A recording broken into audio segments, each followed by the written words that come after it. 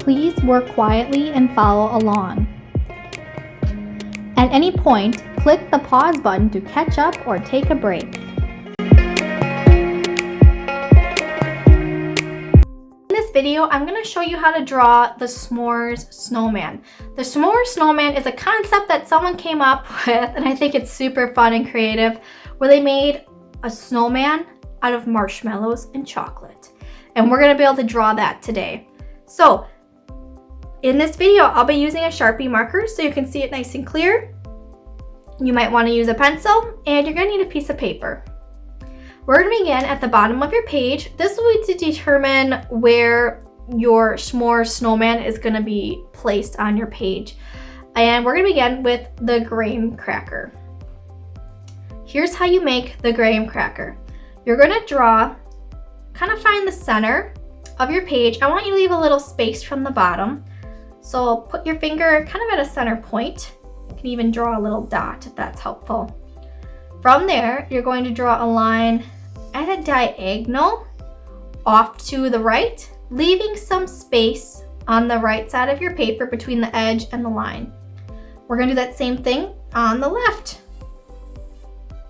Notice my angle. It's not really sharp and it's not really flat, so it's kind of like in the middle. Next, what we're going to do is you're going to draw from the outside points a line straight down. But notice my line is not super long. This will determine how thick your graham cracker is, so it doesn't need to be super long. We're also going to do that same thing in our center point. All three of these lines going up and down are the same length. Now we're going to connect them by their bottom points. You don't have to worry about your lines being perfectly straight because remember, the edge of a graham cracker is not perfectly straight as well, but we do want to do our best.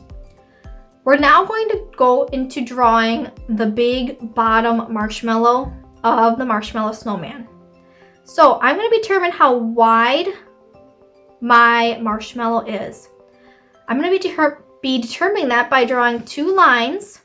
They're going to go straight up and down. And they're not super tall. This is how tall my marshmallow will be. This is how wide.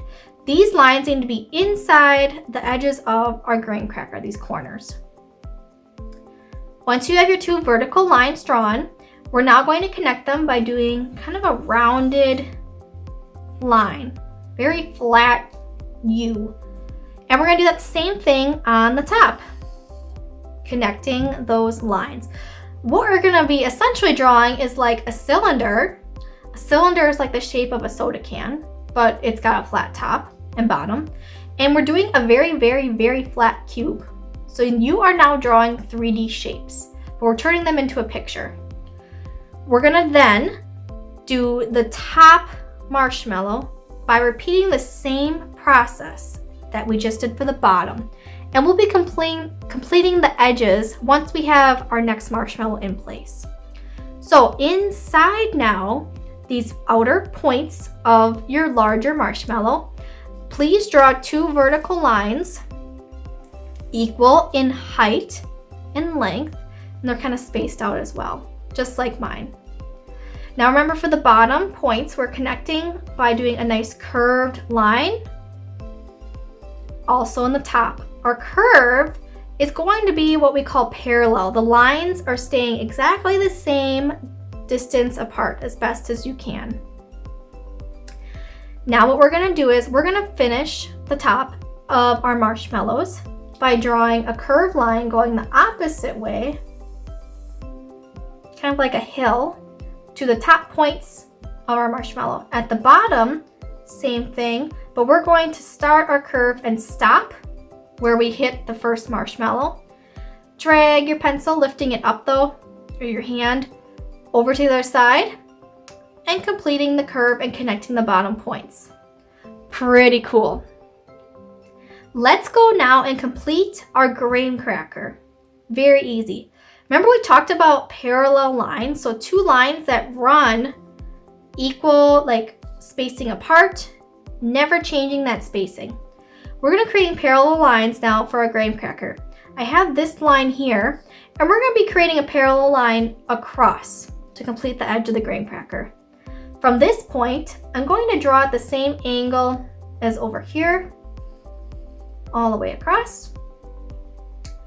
And over from this point, I'm going to be drawing a same line the same way as this line over here. So they are going in the same direction, equal distance apart. That's how you can make a basic cube. Pretty cool. Now we're going to start to decorate our snowman, or our s'more man, I should say. You can do that by adding a nice thicker line. Remember, he's a snowman, so he still has arms. I'm giving him 2 black eyes, just like so. And on the face of the snowman, I'm going to be adding a nice triangle with a short edge and 2 long edges for his nose. I'm adding some little lines in there just to give that carrot some texture.